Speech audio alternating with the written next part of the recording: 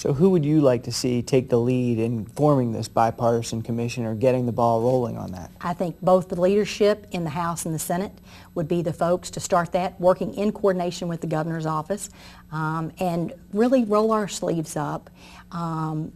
Not posturing, but roll our sleeves up, get down to business, and figure out a way to make some of these things work. Is the only way that we're going to get into the nuts and bolts, if you will, on how some of these things can be fixed. Okay. Okay. Well, you mentioned leadership, and obviously the budget was a big issue during this session. It didn't get done. They had to go to a special session that brought you all back for another 6 days.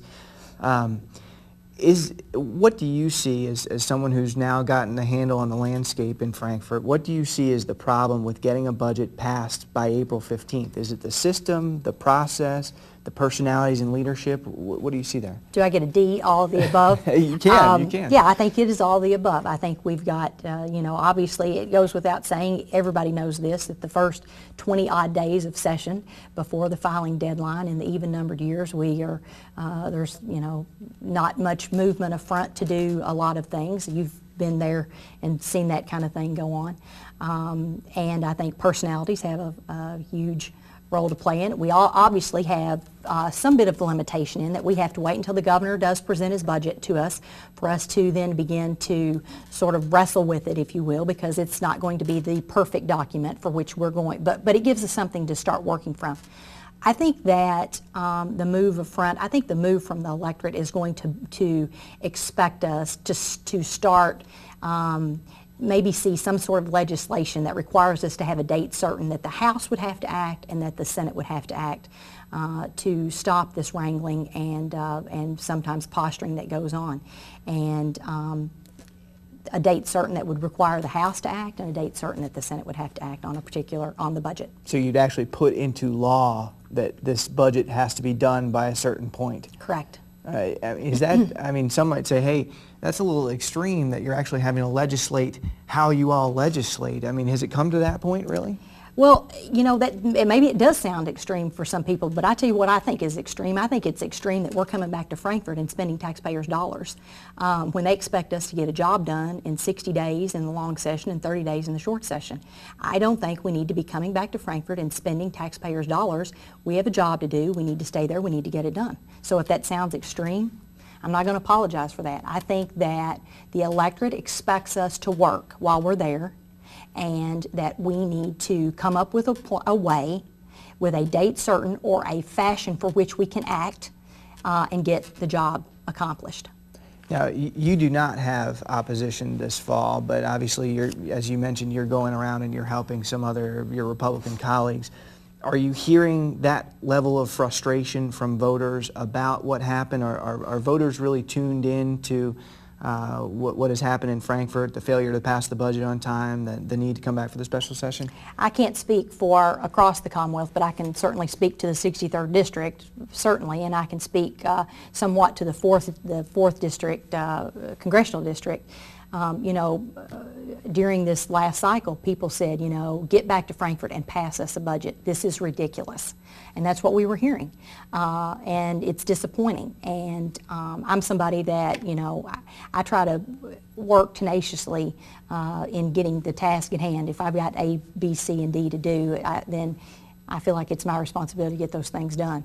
And so, that's what people were saying. They wanted us to get a budget passed. They were concerned with the potential cuts or the impacts that it was going to have, the stalemates that it was going to cause for public safety and education, and we cannot allow that to happen. Okay. In terms of the election and kind of tapping into that frustration that voters have, do you expect there to be a trickle down from the Senate race where, some of those themes are playing out in Dr. Paul's campaigns on a national level? Is there going to be that trickle down effect?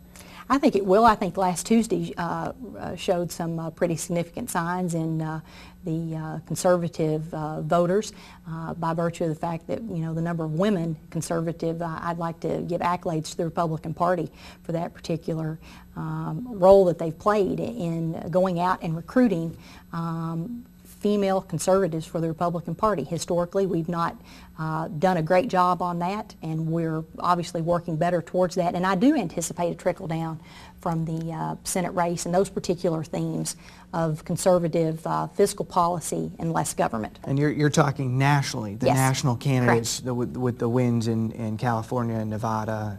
Absolutely. I think that sent a significant message and I think that should send a significant message to the women in the Commonwealth of Kentucky that, you know, to get engaged. They may not all be somebody that wants to run for office, but get engaged in policy issues and get engaged in government, and I think they'll find it very rewarding. Maybe running for more statewide offices, perhaps? More women candidates running for statewide office? We would love to see more women engaged in across, as I said before, I mean, from the courthouse to the Capitol, to see more women involved. I spent a period of time, of course, in recruitment in the state police, and so, you know, I'm always sort of wearing that hat, I guess, as it goes to engaging women, whether it's Republicans or Democrat alike. I did a bit of a speaking engagement for the Chamber of Commerce, and I think that it's important to let women know about non-traditional roles, and I think that perhaps politics has been one of those non-traditional roles that women have not been engaged in. From hearing some of your Republican colleagues talk, they have very high views of you. Could we be seeing you on a statewide ballot in 2011 running for one of those statewide positions? Well, I'm humbled that my colleagues have that kind of confidence in me. But right now, I am having a wonderful time. I'm excited about being the 4th District GOP chairman. I'm excited about serving the people of the 63rd District, and most importantly, I'm excited about spending more time with my daughter and husband. You know, as from one of my days as Homeland Security Director, I spent a great deal of time on the road and with the state police, and so this is the first time in excess of 15 years I've not been driving a 2-hour-and-a-half commute each day. So I didn't hear you ruling that out. Well, I'm not ruling anything out, obviously, for future endeavors, but right now I'm satisfied with being the state rep for the 63rd District. The folks in the 63rd have supported me. I can't say enough about that. You know, I've lived in Northern Kentucky for 20 years. I've spent my entire professional career here in Northern Kentucky, and my daughter is attended St. Agnes. She just graduated from there last week and getting ready to go to Notre Dame Academy, and we're very excited about that. Well, good. Well, congratulations. Yeah, and I'm sure we'll be talking to you as just kind of see where you go and what your career brings. So thanks for being on with us, and that'll do it for CN2 Politics. I'm Ryan Alecia.